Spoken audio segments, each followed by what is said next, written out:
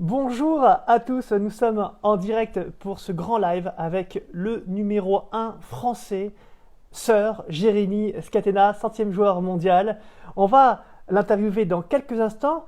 On lui demande de se connecter à nous et on revient avec lui dans quelques instants. Sir Scatena, c'est le moment ou jamais de se joindre à nous. À tout de suite.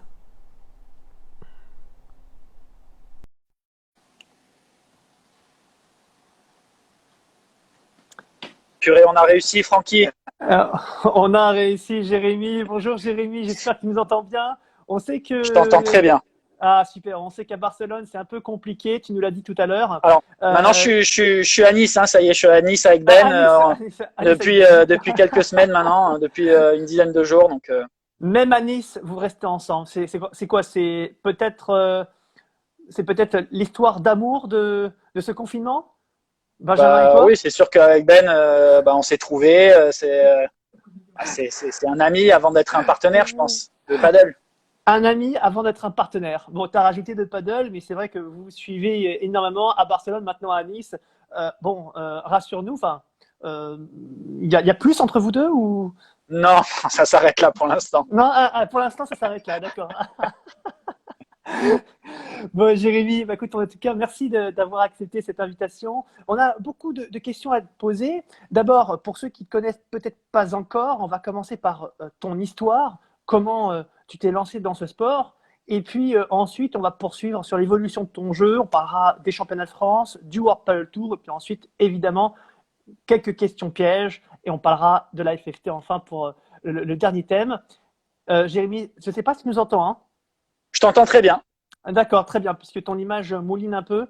Donc, n'hésitez pas hein, à nous dire si vous voyez correctement Jérémy. Bonjour à tous. Jérémy, alors, raconte-nous un petit peu d'abord euh, cette aventure dans le paddle. Elle démarre comment? Elle démarre par une invitation de Jean-Noël Grinda, de la famille Grinda, que tout le monde, que beaucoup de personnes connaissent. Il manquait un quatrième. On m'a invité. Et donc, aujourd'hui, je remercie le quatrième qui est pas venu parce que ça m'a permis de découvrir le paddle. Et je pense que ça a changé ma vie parce que j'ai tout plaqué, mon travail pour ce sport. Enfin, tu as découvert ce sport à quel moment, à En quelle période? 2006. En En 2006. 2006, Donc on peut dire que tu fais plus ou déjà moins. partie, tu fais partie déjà des anciens. Est-ce que Exact. rapidement tu as eu un niveau suffisant pour faire les championnats de France derrière, pour participer peut-être aux Europes, aux mondiaux? Raconte-nous un peu ton évolution jusqu'à aujourd'hui. Voilà. Ce qui s'est passé, c'est que le paddle à l'époque était un petit peu moins développé, donc c'était plus facile de percer peut-être qu'aujourd'hui. Et donc très rapidement, j'ai été en équipe de France, j'ai pu faire les mondiaux 2008, les mondiaux 2010 à Cancun. Donc c'est vrai que ça a été très vite, j'ai pu vivre des moments très sympas avec le paddle. Euh, ah, comment c'est passé aujourd'hui? C'est vrai qu'on souvent on relie Scatena à Aziza sur les championnats de France. C'est vrai que aujourd'hui, Robin Aziza, comment ça s'est passé entre vous deux? Vous vous êtes tout de suite trouvés. C'est vrai que finalement, on vous connaît, on vous a vu régulièrement sur le circuit français, mais finalement, on ne sait même pas comment vous avez démarré ensemble.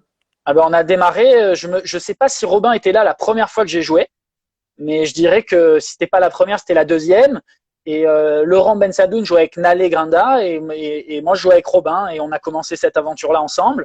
On a fait énormément de tournois, on s'est déplacé, on est allé à Figeac, on est allé à Castres, on a fait le paddle rural, on va dire. Et à l'époque, il y avait quand même il y avait moins de terrain. Comment ça se passait un peu les compétitions? Je sais qu'il y a beaucoup de joueurs qui connaissent, qui ont découvert le paddle depuis peu, mais je crois savoir qu'il y a encore 5 ou 6 ans, 7 ans, le paddle d'il y a 6-7 ans, c'est pas le paddle que nous connaissons aujourd'hui. Ouais, au niveau du jeu, c'est sûr que ça a énormément évolué. On est passé d'un paddle où les joueurs pouvaient rester au fond pendant 2, 3, 4, 5 frappes. Aujourd'hui, tous les joueurs de paddle, on va dire modernes, essayent de prendre le filet le plus vite possible. C'est-à-dire, le plus important, c'est la transition, c'est d'être au fond et trouver la solution le plus rapidement possible pour être au filet. Voilà, c'est une guerre de position. Il faut être au filet pour gagner un match de paddle. Ah, attends, alors c'est marrant que tu en parles parce que justement, c'était l'une des questions que je voulais te poser, c'est l'évolution de ton jeu. Est-ce que le Scatena d'aujourd'hui, c'est le même Scatena d'hier? Quand je dis d'hier, je parle des années 2010. Et quelles sont peut-être les évolutions dans ton jeu?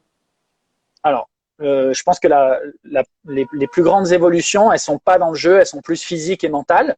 Mais si on parle que de paddle, je pense que c'est au filet, notamment en volley de revers, mais au filet en général, le smash, les volets, où j'ai le plus progressé, je pense. Euh, enfin, on part de cette évolution notamment en France. Ensuite, justement, tu prends la direction du World Padel Tour, de l'Espagne. Exactement. Tu te Et là, lances à l'abordage. Vas-y, vas-y, ouais. vas-y. Et ce que j'ai vraiment changé pour pouvoir avoir des résultats sur le World Padel Tour, c'est d'être sûr de ce que je dois faire. C'est-à-dire, euh, j'ai épuré mon jeu. Dès qu'il y avait une balle haute, je tapais tout. Dès que j'ai une volée de coup droit, je tapais fort dans le coin. Dès que j'avais un lob à faire, je le faisais long de la ligne. J'ai épuré mon jeu. Et l'autre travail que j'ai fait, c'est que j'ai cru en mon projet, en moi, ce qui n'était pas le cas jusqu'à, on va dire, même 2 ans, quoi. Je croyais pas que je pouvais le faire, et les événements, un peu de chance, des rencontres, de l'entraînement m'ont permis d'arriver où je suis arrivé. Mais voilà, c'est des petits détails. J'ai joué sur le central à Raen. Il y a Swescoon qui m'a vu. J'ai commencé l'aventure avec Swescoon. Je suis rentré dans le tableau de challenger. C'est des petits détails qui font que peut-être que si vous êtes sur le cours de numéro 8, on ne vous voit pas et vous ne trouvez pas le partenaire pour passer le cap, et donc vous restez, vous ne pouvez pas avoir ce projet-là, quoi. C'est un peu aussi un peu de chance. Alors, justement, Jérémy, par rapport à cette aventure sur le World Padel Tour, tu as expliqué les difficultés que tu pouvais avoir, notamment au départ, pour trouver un partenaire. Comment ça a fonctionné? On entend souvent d'ailleurs Alors, les joueurs nous dire quand on se lance. c'est pas une difficulté, c'est complètement impossible aujourd'hui pour un Français qui commence le World Padel Tour de trouver quelqu'un d'un bon niveau avec des points. Je vais prendre un exemple concret. Par exemple, si Thomas Legge veut jouer avec un Espagnol aujourd'hui, c'est très très très compliqué. En plus d'être français, ce qui n'arrange rien, quoi. Parce Donc que il faut avoir la chance de faire un énorme match, et qu'un Espagnol qui est mal avec son partenaire vous propose de faire 2-3 tournois. Et en plus, dans ces 2-3 tournois, il faut gagner des matchs. Donc le départ, il est compliqué. Parce que pour toi, être français et tenter l'aventure sur le World Padel Tour, c'est pas une bonne chose. En tout cas, c'est pas bien d'être français lorsqu'on se lance sur le World Padel Tour. C'est ça que tu es en C'est train de pas un dire. plus, hein, c'est pas un plus. On voit avec Alix qui fait des grosses performances, et elle n'a pas beaucoup de demandes de joueuses. Et en tout cas, à ma connaissance, elle n'a pas de joueuses mieux classées qui lui demandent. Alors que pour moi, Alix aujourd'hui, dans son binôme, c'est plutôt le maillon fort, et j'ai l'impression qu'elle pourrait légitimement espérer avoir une meilleure partenaire. C'est un exemple, hein, je veux pas. D'accord. Donc, effectivement, mais euh, aujourd'hui, un Jérémy Scatena, top 100 mondial, a joué avec Willy Lahoz.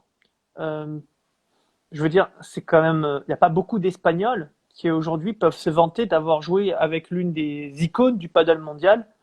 Euh, Alors là, pareil, c'est un peu de chance. J'étais chez Technifibre, qui était mon sponsor, et Willy Laos était chez Technifibre. On a fait une vidéo pour une publicité. On s'est rencontrés, on a passé 2 jours ensemble. Il m'a invité une semaine à Santander, donc on a tissé des liens. Et j'ai eu cette opportunité-là. Lui, il était en fin de carrière. Moi, j'avais besoin d'expérience, donc j'en ai profité pour faire ces 4 tournois-là avec lui. on va continuer un petit peu sur l'évolution de ton jeu.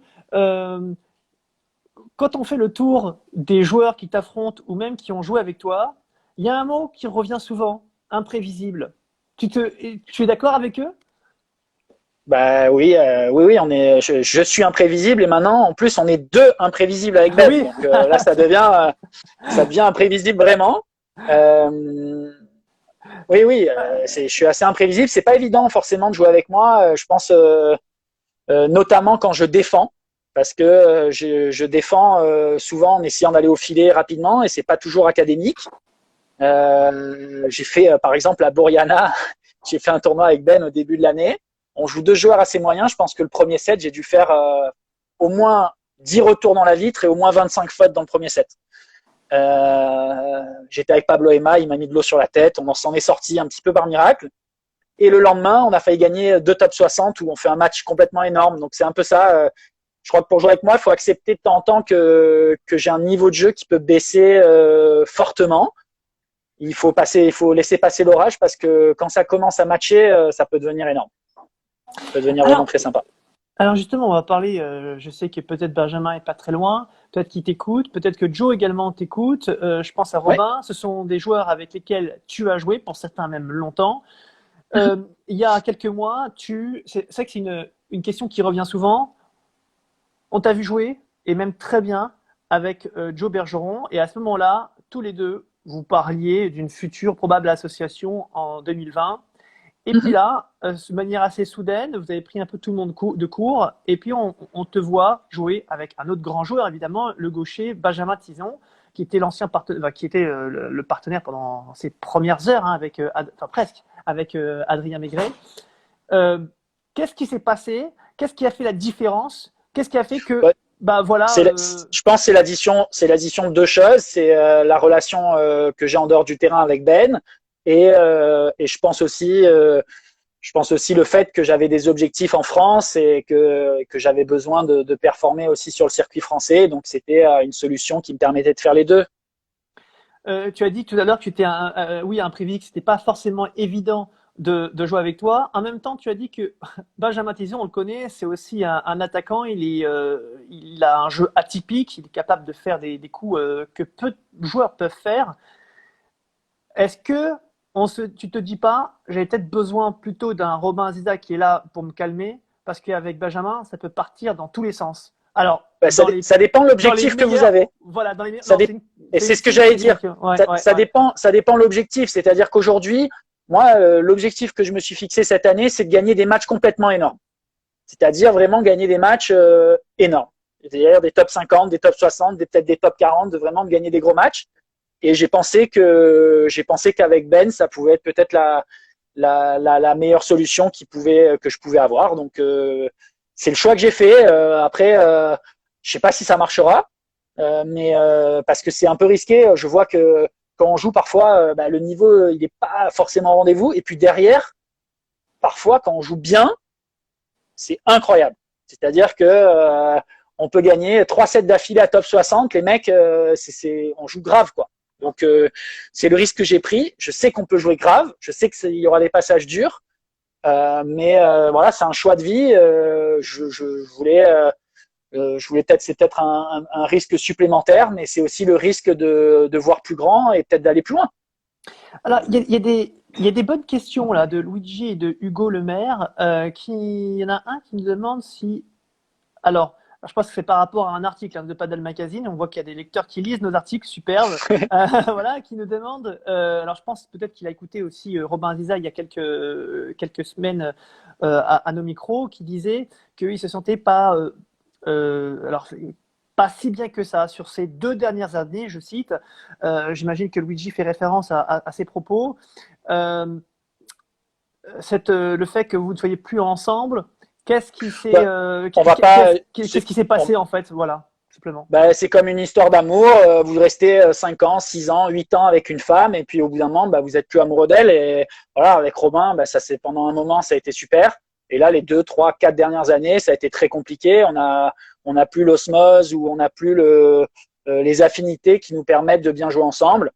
Que ça soit de sa faute ou de la mienne, c'est souvent des torts partagés. Donc je crois pas que c'est le plus important. Ce qui est dommage, c'est plus que Robin, avec son niveau de jeu, pouvait permettre à l'équipe de France de continuer à encore plus performer. Il a eu cette opportunité d'être entraîneur des filles. C'est une grande opportunité. Après, est-ce qu'il fallait rester un petit peu plus, rester un petit peu moins, je sais pas.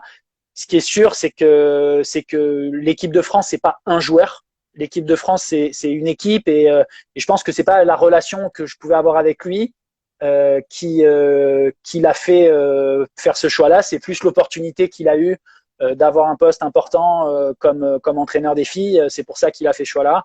Il a des affinités très grandes. Avec Adrien Maigret qui est en équipe de France. Ils vont jouer les tournois ensemble, donc je pense qu'il y avait la possibilité de jouer avec Adrien en équipe de France. Surtout que au niveau de l'ambiance, je veux dire aujourd'hui, je pense qu'on n'a jamais eu une ambiance comme ça en équipe de France. C'est assez incroyable. Et je pense on aurait pu continuer dans cet univers-là, puisque ça se passe bien. Robin, en équipe de France, a une mentalité exceptionnelle. C'est quelqu'un dans un groupe, c'est un plus. Donc, je pense qu'il n'y avait pas d'inconvénient majeur à continuer. Après, c'est vrai que notre relation allait moins bien, mais je pense qu'il y avait peut-être une solution avec Adrien pour continuer à s'éclater tous ensemble. Oui, alors, pour rebondir sur ce que tu dis, Adrien Lanska qui nous dit tu étais pour que Robin reste en équipe de France. Bah, clairement, hein, je crois que tu nous l'as dit. Oui, tu étais pour. Alors, oui, oui. moi j'étais pour que Robin il reste en équipe de France. Après, Messieurs, enfin, en tant que joueur. En tant que joueur. En tant que joueur, exactement. Oui, voilà, parce qu'aujourd'hui, donc on le rappelle, hein, il est entraîneur de l'équipe de France dames. Il avait ce choix, c'est ce que tu es en train de dire, ce choix entre soit rester, en tout cas, espérer que Alexis Salle refasse l'appel pour des prochaines épreuves internationales pour l'équipe de France. Objectivement, Alexis l'aurait appelé. Hein. Voilà, objectivement, bon, a priori, c'était un secret pour personne. Il aurait été appelé et puis il avait aussi cette autre possibilité, cette opportunité, comme tu dis, de carrière, de choix de carrière professionnelle, peut-être. D'ailleurs, il le dit lui-même, hein, pour l'après joueur. Il s'est dit, c'est peut-être, faut pas que je rate ce moment-là. À notre âge, c'est vrai que c'est une opportunité. Peut-être que tu passes à côté, elle revient pas. Donc bon, je le comprends. Hein. Je dis juste que c'est une perte pour l'équipe de France en termes de joueurs de paddle de niveau. Voilà. Après, j'ai pas. Oui, bah, très bien. Bah, tout est dit. Hein, donc je pense que tu as eu ta réponse, Adrien. On va poursuivre sur les. Alors, si, il y avait une autre question. Excuse-moi, on va continuer sur. Si tu avais allez, tu prends ta casquette, Jérémy, tu prends ta casquette quelques instants de capitaine de l'équipe de France de paddle. Quelle équipe, selon toi, pour les championnats du monde de paddle en 2020, si elles ont lieu, s'ils ont lieu, ces championnats, Robin Zida donc n'est plus là, il y a, on va dire, une place à droite qui manque. Pour moi, je trouve ça pas très difficile parce que aujourd'hui, vous avez, je vais peut-être me tromper dans les chiffres, mais il y a Johan Bergeron, il y a Ben Tison, il y a Bastien, il y a Max, il y a Thomas Lec qui sont partis tous en Espagne pour s'entraîner. Et puis nous, on a bien sûr notre Benoît Père national, Adrien Maigret, qui s'entraîne en France, qui s'entraîne moins, mais qui est extrêmement talentueux. C'est un peu une exception. Pour le 8e joueur, objectivement, je vais pas me prononcer parce que je pense que d'un côté, il y a ces 7 joueurs-là qui sont un petit peu à part. Thomas Legge est peut-être c'est pas par son niveau de jeu, mais c'est peut-être par aujourd'hui, hein, bien entendu, mais c'est plus par sa jeunesse. Il est quand même déjà dans les 10 Français, donc il est ultra légitime d'être en équipe de France. Il a un esprit exceptionnel, donc c'est un choix qui tombe sous le sens. Par contre, je vais donner un petit tuyau. Je vais donner un petit tuyau à Alexis si tu nous écoutes aujourd'hui. Moi, j'ai repéré un petit jeune qui joue à droite, qui est gaucher, qui a 19-20 ans et qui est très talentueux. Il est à Barcelone. C'est Dylan. Non, il n'est pas à Barcelone. Je sais pas où il est. Je sais que je l'ai joué et qu'il est très fort. Johan Bergeron le sait aussi. On l'a joué. C'est Dylan Guichard. Donc, il faut lui passer un petit coup de fil. Il faut que la Fédé s'intéresse à lui. Il est très talentueux. Il est à peu près, je crois qu'il est 39e français. Il fait pas tous les tournois. Il a joué qu'avec des partenaires moins forts. Il a 19 ans. Donc, je crois on peut pas passer à côté. Eh bien, Dylan Guichard, info intéressante. Alors, je crois qu'on l'a déjà croisé ici ou là. Effectivement, il avait dû faire quelques belles performances. De mémoire, je crois qu'on en a déjà un petit peu parlé. Affaire à suivre avec ce joueur. Alors, pour clore un peu le chapitre, alors, juste information quand même. Effectivement, Jérémy Scatena, Jérémy Scatena est un très très bon joueur, un smash de folie. Par contre, il ne sait pas utiliser un téléphone portable et c'est normal. C'est la raison pour laquelle vous avez un écran noir. C'est comme ça. Donc ne vous inquiétez pas. Mais en tout cas, pourquoi il y a un écran noir? Ah bah ça, hein, Jérémy, les voix de Jérémy Scatena sont impénétrables. Enfin, en tout cas, ne vous inquiétez pas. Tant qu'on t'entend, tant qu'on entend ta douce voix, ta chaleureuse voix, c'est ce que veulent les internautes. Pas de souci. Voilà, bon, évidemment, ça se moque, mais vous inquiétez pas. C'est sûr que j'ai pas le niveau de Adrien Maigret au niveau technologique. Là, Adrien Maigret, quand il va faire le live, il y aura des trucs derrière. Ça sera incroyable. Des pubs qui vont arriver. C'est un autre niveau. Ah, c'est un autre niveau. Bon, on va poursuivre un petit peu sur la partie. Alors, sur la partie World Padel Tour, avant de parler compétition, championnat de France, sur la partie World Padel Tour, on en a parlé tout à l'heure, avec aujourd'hui Benjamin Tison. C'est quoi finalement l'objectif? Tu as dit on veut faire un maximum de performances, mais est-ce que vous êtes donné un objectif? Alors, en France, on veut tout gagner parce que légitimement, c'est quelque chose qu'on peut espérer. Sur le World Padel Tour, le but, c'est de gagner des gros matchs et entrer dans les Prévia et battre des gros joueurs. C'est-à-dire, on s'entraîne pour battre des gros joueurs et on veut battre des gros joueurs pour avoir l'espérance d'aller encore plus haut que le top 100, quoi. Voilà. D'accord. Donc, l'objectif, c'est pas un classement aujourd'hui, c'est de gagner des gros matchs parce que gagner des paires très fortes, c'est le premier pas pour aller plus haut. D'accord. Sur la partie, on va partir maintenant en France et on va d'abord, avant de parler peut-être de tes avis, de tes propositions, de tes conseils en tant qu'expert dans le paddle, on va parler de la compétition. Forcément, on va parler du FFT Paddle Tour et des championnats de France. On le sait, la FFT l'a dit il y a plusieurs semaines maintenant qu'elle annulait les compétitions principales, on va dire la partie élite, un circuit élite de la FFT, à savoir le FFT Paddle Tour, dont les étapes et notamment le Master de Toulon, qui a fait beaucoup réagir. Ouais. Juste pour rester sur la partie FFT Paddle Tour et les annulations, bon, on va pas critiquer la FFT, elle fait le maximum, elle est dans la tourmente, c'est bien normal. Maintenant, on a entendu beaucoup de voix s'exprimer en disant c'est quand même dommage qu'elle se soit positionnée si rapidement, notamment sur l'annulation de Toulon. Tu en penses quoi? La FFT, c'est un gros bateau et c'est surtout la Fédération française de tennis. Ça, c'est important de ne pas l'oublier. Et donc, elle s'est calquée sur le tennis. Elle peut pas faire le critérium, elle fait pas le championnat de France de paddle. Voilà, c'est pas, elle peut pas faire les qualifications du championnat de France de paddle, on annule le championnat de France de paddle.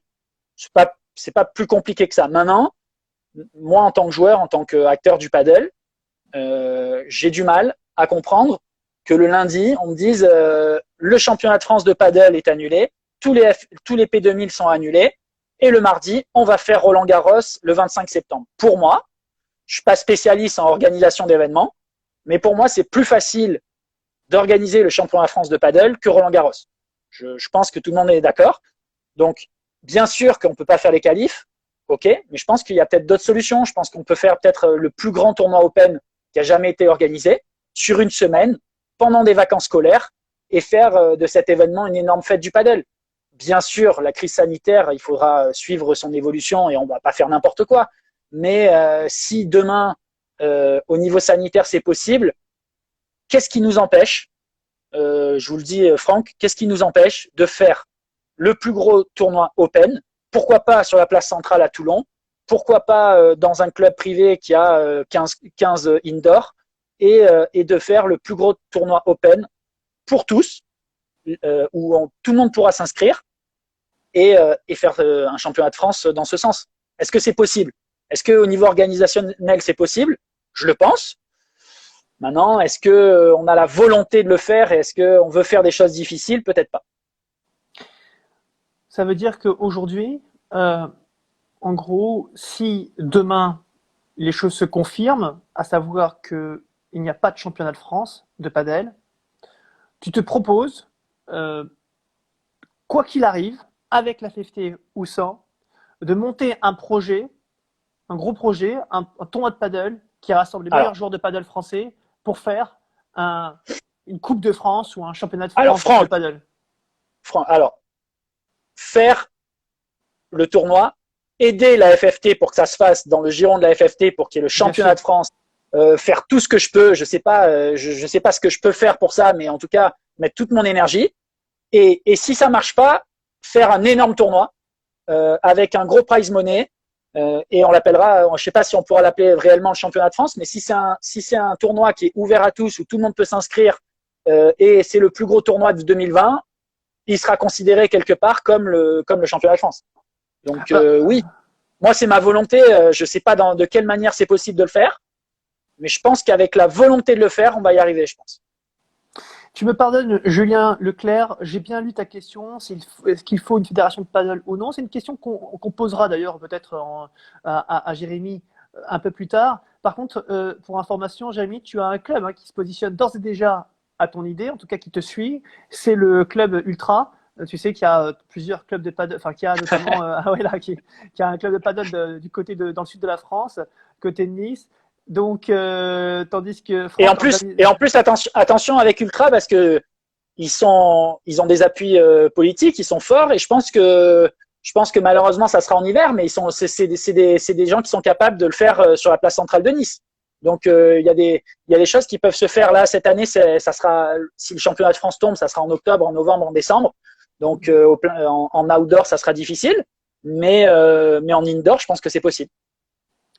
Écoutez, n'hésitez pas à intervenir. J'ai vu qu'il y en avait, il y avait des likes. Là, il y avait pas mal de gens qui te suivaient. Je ne sais pas qui like, mais en tout cas, faut croire que tu as des gens qui sont derrière toi et qui approuvent ce que tu dis. Élodie Vernon qui a des étoiles et plein de petits cœurs dans les yeux. Effectivement, ça pourrait. Et tous ensemble, s'il y a vraiment un élan pour que ça se fasse, ça se fera. Après, que la FFT mette son tampon championnat de France, peut-être qu'on n'y arrivera pas. Par contre, faire le plus grand tournoi et que ça soit considéré comme le championnat de France parce que c'est le plus gros tournoi, le plus gros prize money, où il y a le plus d'équipes d'inscrits, ça se fera. Dans mon cœur, je pense que ça se fera. J'ai l'espoir. En tout cas, c'est un appel que tu lances auprès de la fédération. Je suis là, je suis prêt à aider. Derrière, il y a de nombreux clubs qui sont prêts à suivre le mouvement, évidemment, tous les joueurs. Écoute, on verra. Franck, je parle pas du tout d'argent. Je veux pas. Je pense que sans mettre 1 euro, on y arrive. Je dis pas, il faut allô la FFT, il faut 35 000 euros pour faire le championnat de France. Non, non. Juste le tampon championnat de France plus 1 euro symbolique, on y arrive. Voilà. Bon, écoute, effectivement, des moments, des éléments très très intéressants. N'hésitez pas à intervenir. Alors, je vois qu'il y a beaucoup de gens qui interviennent positivement et qui te suivent derrière. Je vois évidemment French Paddle Shop et puis Julien Pes, Paddle des Ancises à qui on passe le bonjour, Philippe Pédales, Boris San Miguel probablement, puis toute la famille à qui on dit bonjour également, Ubi48 qui te suit. Écoutez, Eric Manfro, bonjour. Écoutez, merci de nous suivre. Et puis, je crois que, Jérémy, tu as beaucoup d'alliés, beaucoup de gens qui sont prêts à te soutenir, manifestement. Donc, on verra. C'est comme ça qu'on y arrivera. On verra si les choses vont au bout. Et effectivement, tu l'as dit, d'abord, c'est de travailler avec la FFT et d'essayer de monter ce projet, pourquoi pas. Pourquoi pas essayer de faire bouger les lignes. On a annulé ça parce qu'on est dans une crise vraiment très spéciale et qu'on pouvait pas prévoir. Maintenant, au sorti de la crise, si ça se passe bien, pourquoi pas? Pourquoi pas? Alors, on va continuer, on va poursuivre un peu sur les avis et sur. Oui, parce que les joueurs ont des avis, ils ont la main dans le cambouis et tu l'as dit toi-même. Peut-être que tu me l'avais dit un petit peu en off. Peut-être ce serait bien pas qu'on nous écoute parce qu'on nous écoute, on nous demande notre avis, mais on nous écoute pas forcément.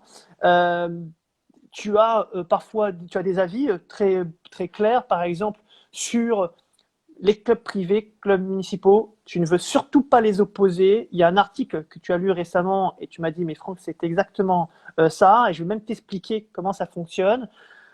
Notamment par rapport aux subventions clubs privés, clubs municipaux. Toi, Technopaddle. Alors moi je travaille avec Technopaddle, donc que j'installe des terrains. Donc quand la FFT subventionne des terrains pour qu'ils soient construits, c'est génial. Ça me permet de gagner ma vie, donc fantastique. Mais aujourd'hui ça va pas dans le sens du développement du paddle. Je vais m'exprimer, je vais essayer d'aller au bout et de rien oublier. Mais quand vous avez des clubs comme du côté de Bordeaux où vous avez plusieurs clubs privés et qu'on met 2 terrains de paddle municipaux dans 4 villes autour d'un centre privé, pour moi, ça développe pas le paddle.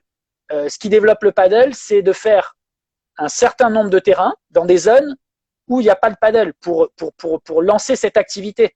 Et ça, je crois qu'on a besoin de la FFT. Je crois que ça serait la meilleure chose à faire, c'est-à-dire aller dans des villes où il n'y a pas de paddle et soutenir fortement, c'est-à-dire, j'insiste fortement, sur des projets viables, sur des projets qui développent le paddle et pas mettre d'argent sur des petits projets.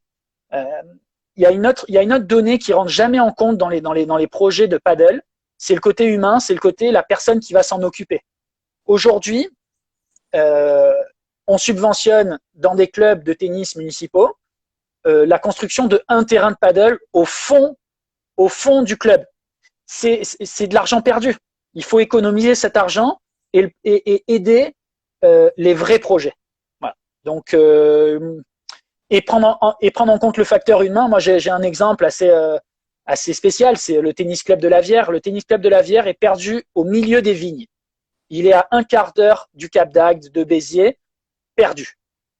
Il va avoir 5 terrains couverts, 4 outdoors. Parce que on sait recevoir les gens, on sait s'en occuper. Et donc, le paddle, quand l'humain fonctionne, le paddle fonctionne. Voilà. C'est ce qui se passe aujourd'hui dans la plupart des clubs privés. Et il faut s'en inspirer. Tu as des gens qui sont derrière toi, décidément, tu as tout un fan club, Jérémy. Tu as Vincent Brunet, Racket Paddle, qui approuve ce que tu dis. Dami, Paddle des Ancis une nouvelle fois, qui vraiment manifeste le grand intérêt sur tes propos. Au final, les acteurs du paddle vont être derrière moi et je crois qu'on a besoin des acteurs du paddle pour développer le paddle. On peut pas s'en passer aujourd'hui et je crois qu'on se passe un peu des acteurs du paddle et c'est une situation qui pourra pas perdurer.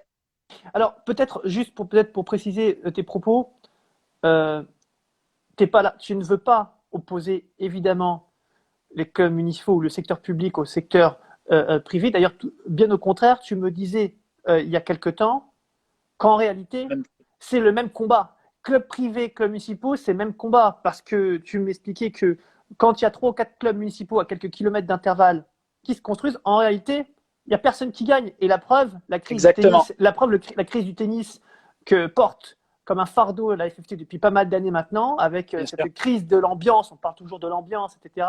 Mais on ne peut pas faire d'ambiance quand il y a 20 clubs dans une ville. Si vous avez 3 clubs, qu'il y a du monde derrière le clubhouse, que vous faites vivre le club, ça marche. Si vous mettez des terrains et que les gens ils ouvrent la porte avec leurs clés qui vont jouer, ça marche pas.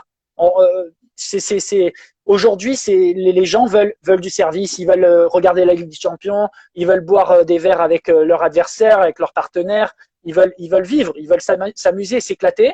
Et aujourd'hui, des clubs vides, c'est pas la promotion du tennis. Alors, je ne sais pas si tu peux répondre à cette question. Je viens de la voir, cette question. Julien, je crois, je ne sais plus, qui disait, bon, alors ça, je ne sais pas si tu peux, peut-être c'est compliqué. Encore une fois, tes propos, il n'y a aucune critique, qu'on soit clair dans ce que tu dis. Ce sont que des choses constructives avec des exemples. Après, on doit laisser. Voilà, par exemple, qu'on soit clair, c'est vraiment pour. D'ailleurs, c'est un peu ce qu'on a dit sur les aides pour les clubs, les subventions, c'est peut-être les cibler dans des endroits qui permettent le développement du paddle et pas vouloir donner à tout le monde. Mais ça, c'est un mal français. On veut donner un petit peu à tout le monde et au final, c'est pas efficace.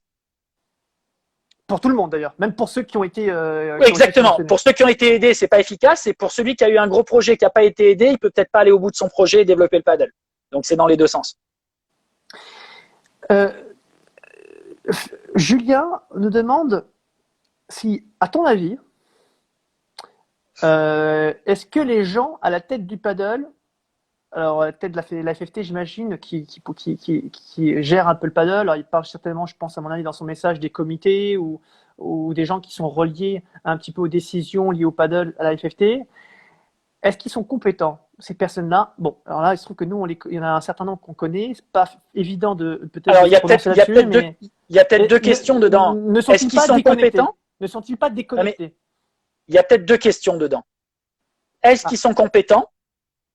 Et est-ce qu'ils ont les consignes et le pouvoir pour l'être? C'est deux questions différentes. Parce que si vous mettez quelqu'un de compétent qui peut rien faire, il peut rien faire. Vous voyez ce que je veux dire? Si le but de la FFT, c'est pas réellement, bon, c'est peut-être fort de propos, mais si son but réel, ce n'est pas vraiment de développer le paddle, elle va pas donner les armes aux personnes qui sont peut-être compétentes pour développer le paddle. Voilà. Donc, on va peut-être pas choisir quelqu'un qui va permettre de développer le paddle, qui va connaître les rouages de la FFT, qui va permettre de faire avancer le paddle. On va pas le mettre chef du paddle. Voilà. Je veux dire, c'est pas quelque chose qu'on va faire. On va mettre des gens peut-être qui viennent du tennis, des gens qui sont peut-être diplomates, qui sont là, qui ont une carrière longue et qui vont pouvoir ménager la chèvre et le chou, c'est-à-dire donner un peu pour le paddle, mais pas donner trop. Et voilà, c'est un jeu politique qui me dépasse un petit peu parce que c'est pas mon domaine et c'est pas mon univers, mais je peux comprendre qu'il y a des postes, qu'il y a des carrières, qu'il y a de l'argent et que c'est peut-être le plus important. En tout cas, c'est pas mon moteur. Alors c'est pas ton moteur. Question qui a été posée un petit peu plus tôt, je ne sais plus où. Est-ce que lorsqu'on est compétent dans le paddle et qu'ensuite on accède à un poste qu'on souhaitait avoir auprès de la FFT, est-ce qu'on est en capacité de réellement, on va dire, montrer ses compétences? J'ai plus les mots clairs, mais c'était un peu dur. Peut-être. Ouais, Voilà, mais moi, on peut peut-être penser. Je donne un exemple. Vas-y. Jérémy, alors sans citer de personne, j'ai pas envie de citer, j'ai pas envie de. Mais non, mais on peut dire Robin. Robin aujourd'hui, il est extrêmement compétent pour être entraîneur des filles. Je veux dire, il y a personne qui a dit. Enfin, j'ai jamais entendu dire Robin, c'est pas la bonne personne pour les filles. C'est l'unanimité. Donc aujourd'hui, objectivement, je pense qu'il y a personne en France qui peut être plus fort que Robin pour entraîner les filles, pour être sélectionneur des filles. Donc, mais est-ce qu'il aura les armes? Est-ce qu'on lui donnera les moyens, pas forcément financiers, mais logistiques, d'aider les filles pour aller le plus haut possible? Souvent, on pense à l'argent, mais il n'y a pas que l'argent dans la vie. Aujourd'hui, la FFT, ils ont des entraîneurs physiques, des nutritionnistes, des médecins, des ostéopathes. Ils ont des équipes qui sont salariées du plus haut niveau. Est-ce que Robin, par exemple, va réussir à le faire obtenir aux filles de pouvoir profiter de ce genre de choses? Est-ce que pour l'équipe de France de masculine, on ne pourrait pas profiter de ce genre de choses? Est-ce que c'est vraiment impossible? Est-ce que c'est impossible pendant une période de confinement que l'entraîneur physique de la fédération nous envoie des programmes physiques? Est-ce que c'est impossible? Pour moi, c'est pas impossible. Et c'est pas de l'argent. Je demande pas, il faut mettre 100 000 € de plus. C'est pas de l'argent. Alors, c'est vraiment très intéressant. Je crois que la question, alors la question pour être plus précise, c'était bon. Il se trouve que toi, tu dis les choses, tu critiques pas, hein, tu essaies de donner ton avis, mais la question était plutôt est-ce qu'une fois qu'on est intégré à la FFT, j'ai un peu répondu. Est-ce que Robin, qui est très qualifié, qui est très fort, est-ce qu'il va pouvoir avoir les armes pour vraiment aller au bout de ce qu'il sait faire? Est-ce qu'on peut être soi-même, en gros? Est-ce qu'on peut être soi-même? Exactement. Est-ce qu'on peut être réellement soi-même? Tu vois, c'est plutôt est-ce qu'on peut être soi-même? Est-ce que Jérémy Scatena, demain, il est pris? Est-ce qu'il peut être vraiment lui-même et vraiment dire les choses? Et ben, la vraie question, est-ce qu'il doit mettre le frein à main parce qu'une fois qu'on est à l'intérieur, bah voilà, on n'a peut-être pas envie. Est-ce que la vraie question, est-ce que connaissant Jérémy Scatena, la FFT peut le prendre? C'est ça la vraie question. On sait que Jérémy Scatena, il va aller au bout du truc et il va se battre pour son équipe, pour les joueurs, pour le paddle. Est-ce qu'on a envie de prendre Jérémy Scatena dans un poste de fédé alors que c'est pas forcément notre objectif? Au final, c'est ça la vraie question. Bien sûr qu'après, la personne, quand elle est là, si elle a envie de faire sa carrière, si elle a envie de durer, elle va pas pouvoir défendre les intérêts des joueurs ou de l'équipe de France ou des choses comme ça. Mais est-ce qu'elle sera prise si on sait qu'elle va faire ça? Oui, bah écoute, hein, question ouverte qui restera en suspens. N'hésitez pas hein, d'ailleurs à manifester vos intérêts, peut-être votre opinion. J'ai vu quelques questions. Une certaine Marie que tu dois connaître, je pense, cher Jérémy, à qui on passe le bonjour. Bonjour également à Jean-Michel Pécry. On aurait pu en parler peut-être un peu tout à l'heure. On reviendra peut-être sur les dernières questions. Je te poserai quelques questions sur la partie mentale et du travail que tu as pu avoir avec lui. Mais ça, ce sera pour la fin. Allez, quelques questions peut-être de quelques internautes. Tu en as déjà parlé, Jérémy. Tu étais pour Robin, sélectionneur de l'équipe de France. Oui. On y a répondu déjà tout à l'heure. Sans aucun problème. Sans aucun problème. Y a pas c'est le number one. Voilà, exactement. Hein. Il l'a dit. Il dit juste qu'il avait un choix à faire, soit privilégier sa carrière en tant que joueur, parce qu'il estime qu'il avait donc parfaitement les compétences pour rester dans l'équipe de France. Et l'équipe de France avait besoin de lui, ce sont ses termes. Mais à côté de ça, il avait objectivement oui. Puis en même temps, à côté, tu m'arrêtes si je me trompe, il avait probablement un choix de carrière personnelle, hein, parce que c'est une ambition, parce qu'il le souhaitait, parce qu'il est très très bon dans ce qu'il fait, et il voulait avoir ce poste de sélectionneur de l'équipe de France dames. Il a eu cette opportunité, il a eu peut-être peur de rater cette occasion. C'est peut-être un peu tôt, mais est-ce que c'est pas aussi la responsabilité de la Fédé qui aurait peut-être pu trouver un deal avec Robin en lui disant bon Robin, nous tu seras sélectionneur des femmes en 2022. Oui. Et en attendant, tu donnes le maximum pour les garçons. Je sais pas si c'est possible, je maîtrise pas tout, mais dans l'esprit, c'était peut-être quelque chose, une solution plus adaptée. Et tandis que tu as Pierre Gadras qui nous dit que tu as entièrement raison, Scat, sur le raisonnement de la Fédé. Pierre Gadras, très très très grand joueur, alors qui joue plutôt en handi paddle, je crois, depuis quelques années. Mais on reviendra sur ce thème peut-être d'ici quelques semaines. On reviendra sur. Ne vous inquiétez pas. Attendez, je vais vous. Excusez-moi. En même temps, je suis en train de regarder les questions, Jérémy. Non, bah écoutez, on a à peu près répondu à tout. On va juste aller terminer sur les 2-3 questions on va sortir un peu de ces avis. Je pense que vous avez toutes les réponses. On va parler un peu plus de toi pour terminer. J'ai vu Jean-Michel Pécry qui approuve tout ce que tu dis, mais par contre, le travail, depuis un petit moment, tu parles des relations que tu as avec lui. Comment ça se passe entre vous, le travail que vous effectuez, et est-ce que tu sens qu'il y a comme l'impact de Jean-Michel Pécry, est-ce que tu le ressens et comment? Moi, ça m'a permis, je pense, de rentrer dans le top 100. C'est en grande partie grâce à mon travail que j'ai fait mentalement. Paradoxalement, ce qui m'a le plus apporté, c'est de croire que je pouvais y arriver. Parce qu'au final, j'y ai pas cru. Je me suis même pas lancé sur le paddle tour en me disant, c'est un circuit trop difficile, rentrer dans les prévias, c'est trop dur. Et puis, petit à petit, comme je dis, le début, j'ai eu un petit peu de chance. Et puis après, j'ai fait ce travail-là. Et j'y ai cru et j'ai cru jusqu'au bout, jusqu'au dernier tournoi, jusqu'au dernier point du dernier tournoi de l'année où je suis devenu top 100. Ça a été incroyable. C'était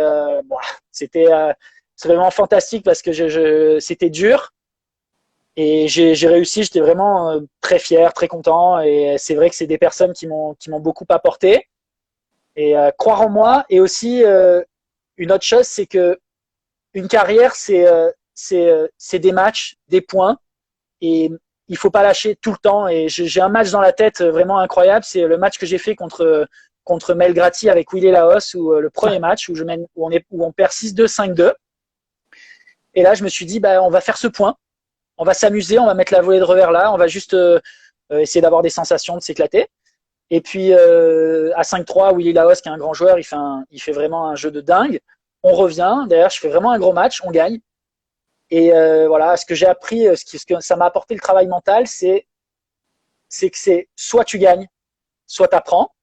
Et là, je me suis dit, c'est pas grave, je vais apprendre, je vais faire un point de plus, 2 points de plus. Et au final, j'ai gagné. Je pense que c'est la plus grosse perf de l'année parce que Mel Gratti, il a fait quand même finale à Acapulco dans le circuit de Fabrice Pastor. Donc, je pense que c'est vraiment une grosse perf. C'est marrant que tu parles de Fabrice Pastor. Il sera avec nous en direct pour le face-à-face demain à 18h. D'accord. Voilà, donc on va être avec vous pouvez lui passer le bonjour de ma part. Eh bien, on le fera. Peut-être as-tu une question à lui poser, peut-être pour demain, que tu veux transmettre? Allez, oui, j'ai une question à lui poser. Je note. On aimerait peut-être avoir une wildcard pour un de ces tournois cette année, si c'est possible. Et si c'est pas cette année, en début d'année prochaine. Donc, je lui avec Ben, on est chaud pour aller au Mexique, pour aller en Argentine, pour aller dans un pays comme ça où il y a le tournoi, pour peut-être faire une étape. Donc, si c'est possible d'avoir une wildcard pour le premier tour, on est preneur. Ah, bon, d'accord. Écoute, en tout cas, on fera passer le message. Allez, toujours des questions des internautes. Tiens, alors on y a un petit peu répondu déjà. Est-ce que tu te vois, donc c'est Héloïse, qui nous demande si tu te vois sélectionneur de l'équipe de France, j'imagine. Alors, messieurs, dames, je sais pas, elle n'a pas précisé, mais en tout cas, est-ce que tu te vois sélectionneur de l'équipe de France dans l'avenir? Alors, je vais préciser, messieurs, oui, dames, un peu moins. Donc, c'est par affinité. C'est sûr que si un jour je suis sélectionneur, il y aura de l'ambiance en équipe de France et ça sera un coaching un peu différent, mais original. Je serais plus Yannick Noah que Arnaud Clément. Voilà, il y aura de l'énergie sur le bord du terrain. Bon, alors, est-ce que tu as aussi un message à adresser à Arnaud Clément qu'on aura donc jeudi 18h? Je peux pas le faire en live, mais bonne chance Arnaud, on compte sur toi. J'espère que ça va le faire. Voilà, il comprendra. Ah, bon, très bien. Très bien. Allez, autre question. Tiens, une question par rapport, encore une fois, pour Jean-Michel Pécry, finalement, c'est Manu Gavino qui nous demande est-ce que tu es favorable à la nomination de Jean-Michel Pécry chez Jeunes. Alors, juste par rapport à cette question, rappelons-le, il y avait un certain nombre de choix. La FFT avait le choix entre soit reconduire Alexis Salle cette année en tant que capitaine de l'équipe de France, messieurs. Puis il y avait aussi d'autres possibilités, dont Jean-Michel Pécry, s'était manifesté pour éventuellement devenir également le futur sélectionneur. Et puis bon, finalement, Alexis Salle a été reconduit une année de plus avec la FFT. On connaît tes relations d'ailleurs avec Alexis, mais aussi et surtout avec Jean-Michel depuis un bon moment. Tu étais pour, contre, comment tu voyais cette nomination, enfin en tout cas cette possibilité? Moi, je pense que d'avoir quelqu'un qui est coach de haut niveau et qui peut peut-être nous aider, ça peut être que positif. Après, compte tenu des relations que j'ai avec Jean-Michel, c'est difficile de me prononcer, surtout qu'il y a que Alexis est en place, que mine de rien, avec Alexis, jusqu'à maintenant, on a des résultats, ça se passe très très bien, donc il y a peut-être pas de raison de changer aujourd'hui.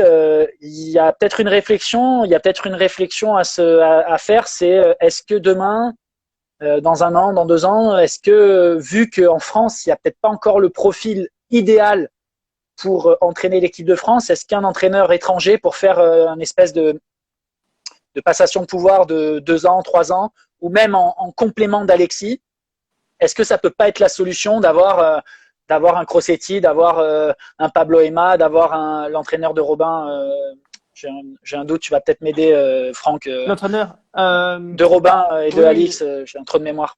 je vais te le dire tout de suite.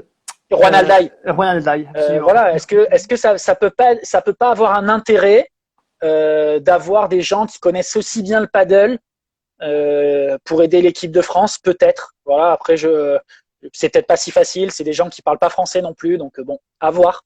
Mais aujourd'hui en France, on n'a pas encore quelqu'un qui est parti, qui a entraîné vraiment le paddle pendant des années, quoi. C'est le profil, il n'existe pas. Allez, petite question et deux dernières questions, mais l'avant-dernière sera peut-être la plus difficile. Max Moreau, on l'a eu il y a quelques semaines avec nous à nos micros. Bon, il nous a expliqué effectivement que l'année dernière, il aurait bien voulu faire partie de l'équipe de France, mais il n'a pas eu tous les résultats qu'il espérait, et puis un certain nombre de choses. Pour toi, Max Moreau, il doit faire partie de l'équipe de France? Je crois que là, en termes de niveau de jeu, la question elle se pose pas. Après, c'est la volonté d'Alexis, la volonté de Max de faire partie de l'équipe. Il y a toujours cette question droite, gauche. Bon, c'est toujours compliqué. Mais si Max a la volonté d'être en équipe de France, il n'y a aucune raison qu'il n'y soit pas, vu son niveau de jeu. Son niveau de jeu, mais c'est vrai qu'on en a parlé ensemble. On avait parlé notamment des côtés. Il y a beaucoup de joueurs, peut-être toi aussi, qui disent Max, c'est un défenseur hors pair, c'est un félin, il a des jambes de folie. Il devrait probablement, peut-être, jouer un peu plus à droite pour se tester. En tout cas, on en rencontre beaucoup des joueurs comme ça. Alors lui, il est moins d'accord, puis il estime qu'à gauche, et il a raison, ça joue très bien également. Toi, en tant que joueur, copain, partenaire, adversaire, tu vois les choses comment? Et si on va parler de paddle pur, comme ça au moins on va éviter la question un peu des personnes et tout ça. Qu'est-ce qu'il faut à droite pour très très bien jouer? Notamment en attaque, le plus important c'est d'avoir une énorme volée de revers. Et c'est très très rare les joueurs qui ont une énorme volée de revers. Max, il a une volée de revers de dingue. Donc c'est déjà un gros plus pour jouer à droite. Ensuite, il y a une autre chose qui est très importante à droite pour moi, c'est le physique. Max, c'est peut-être le mec le plus fort physiquement qu'on ait en France. Donc, c'est 2 points importants. Après, peut-être ce qui est un petit peu plus dur, c'est peut-être la défense, peut-être le coup droit, tout ça. Mais sur ces 2 points-là, je pense qu'il peut être très fort à droite. Bon, très, très fort à droite. Très fort à droite. Donc, effectivement, tu mets une Autant option. qu'à gauche. Autant qu'à gauche, mais tu mets une petite option. En tout cas, Max, tu aimerais peut-être le voir s'entraîner, peut-être, hein, même s'il est très bon à gauche, à droite, pour voir ce que ça peut donner. C'est ça que tu. Exactement. Mais attention, je joue à droite aussi, hein, Franck. Hein. Oui, oui, oui, oui, oui. Quand je m'entraîne avec Ben, je joue à droite. Bon, je gagne pas beaucoup de séries, hein, mais je m'entraîne à droite quand même. Ou quand on joue ensemble, tu vas à droite parce que pour me laisser. Voilà. Ah, d'accord, très bien. Allez, et bien écoute, Jérémy, on va terminer sur une petite vidéo avec qui est vraiment que j'ai redécouverte très récemment. Et je vais te dire un truc, j'ai l'impression que c'était. Enfin, tu vas voir. Je t'en dis pas plus. Regarde.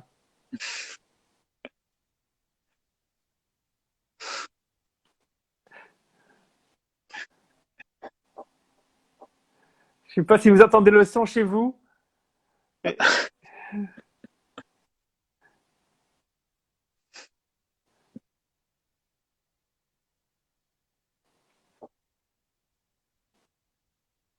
Il y en a plein qui n'ont pas été filmés de vidéos comme ça aussi. Alors, j'ai quelques dossiers. Mais c'est vrai que ces derniers temps, en équipe de France, on a eu la chance de vivre ces moments-là. C'était assez sympa. Bon, ça l'a pas fait en Italie, c'est un peu dommage, mais bon.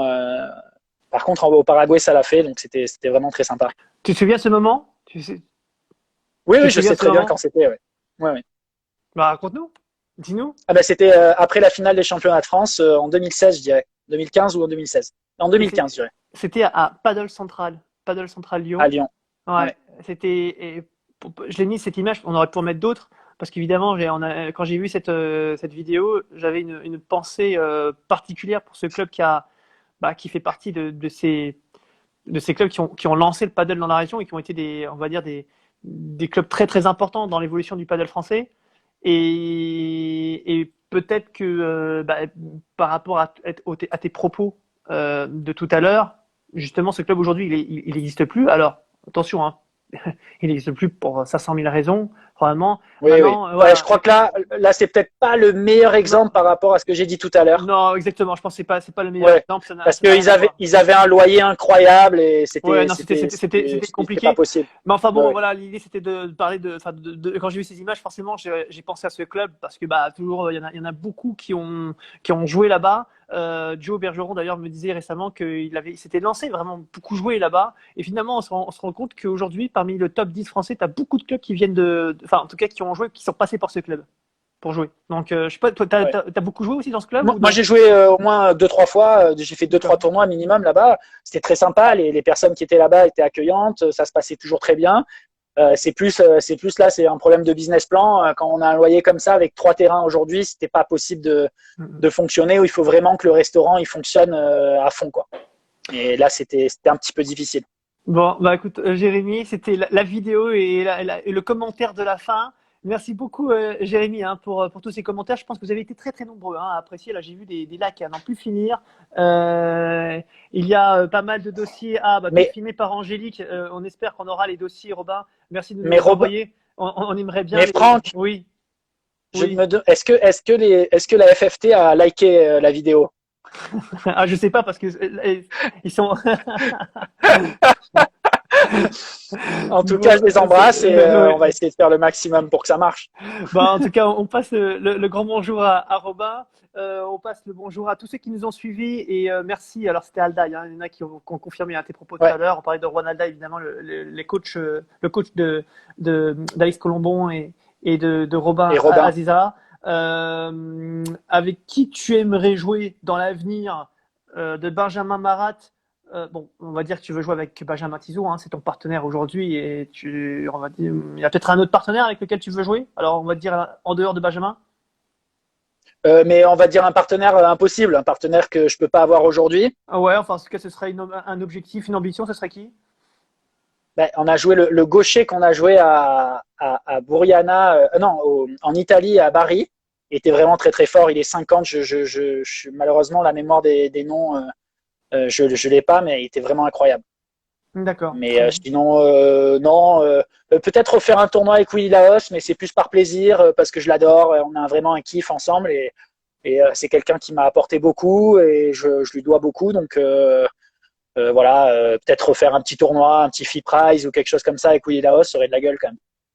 D'accord. Eh ben, écoute, ce sera le mot de la fin. Je vous rappelle hein, à tous qui êtes présents qu'on va enchaîner les interviews puisque demain, Fabrice Pastor, le président de l'American Paddle Tour, Monte Carlo International Sport. On aura beaucoup de choses à dire. Je sais Mais n'oublie pas notre wildcard. Hein. La Franck, wildcard, promis, ouais. je vais faire passer le message. Ne t'inquiète pas. Sois présent, tu pourras éventuellement lui poser quelques questions. Fiona Ligy, l'une des meilleures joueuses françaises. Il y a eu une grosse actualité autour d'elle, notamment l'année dernière, où on l'a vu très très déçue de ne pas avoir participé au championnat de France de paddle. Elle reviendra d'ailleurs avec nous sur ce sujet qu'un certain nombre, que beaucoup de personnes ont voulu, enfin ils ont voulu savoir un peu les coulisses et comprendre pourquoi, qu'est-ce qui s'était passé. Et puis évidemment, on parlera et on reviendra sur Arnaud Clément qui sera notre invité jeudi à 18h. Mais c'est pas tout, il y a aussi live avec un athlète de Robin Aziza, puisque d'ailleurs on enchaînera avec un grand joueur de tennis actuel. J'en dis pas plus, mais ce sera jeudi 19h. On enchaînera, hein, fera Arnaud Clément à 18h, puis ensuite Robin Aziza, direction sa page personnelle Robin Aziza et la page Facebook de Paddle Mag. Et puis le lendemain, il y aura un spécial live avec un athlète aussi, avec Robin Aziza. Et ça vient de tomber, ce sera une grande personnalité. Alors, je ne sais pas ce que je dois dire, donc du coup, je préfère m'abstenir. Je laisse Robin Aziza s'en charger. Et puis, on aura aussi avec Julien Bondia un tuto qui aura lieu comme régulièrement sur la page Facebook Paddle Magazine à 11h. On reviendra évidemment sur tous ces éléments un peu plus tard. Je vous dis à tous merci de nous avoir suivis. Merci beaucoup. Et puis merci beaucoup Jérémy. Je vois que tu as beaucoup de messages très très sympathiques, vraiment beaucoup de gens qui te poussent et qui te soutiennent en tout cas. Et beaucoup de gens, tu vois, je sais pas qui like parce que sur Instagram on peut pas savoir qui like, mais en tout cas tu as des dizaines de likes là, quinzaine de likes, on t'aime, on te kiffe, avec des loves, on va savoir, je sais pas. On sait jamais. Voilà. On sait jamais. On m'a confiné, on m'empêche, on me confine. On te confine. J'embrasse particulièrement Marie. Hein, je te fais un gros bisou. J'espère la voir après tout ça. Et puis à très vite. Merci encore Jérémy. Je t'embrasse et puis je te dis à